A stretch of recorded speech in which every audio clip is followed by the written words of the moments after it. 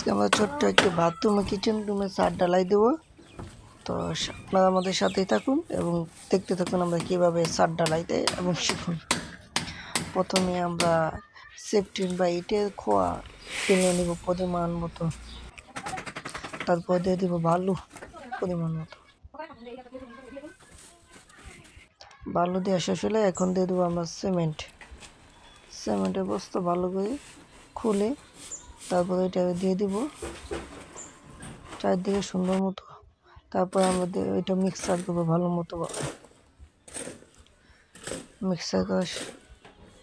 Mixer করা শেষ হয়ে গেলে এখন আমরা গর্ত করব ভালো মতো। গর্ত করার পরে আমরা এখন দেব পানি দেওয়া ভালো করে পানি দিয়ে তারপরে আমরা মালটা রাখতে থাকবো। এই যে দেখুন আমরা মাল ছেড়ে দিয়েছি, এখন মাল দেওয়া হচ্ছে। মালটা দিয়ে ভালো মতো সমান করে দেবেন এবং কোনো যাতে ফাঁক ফোকর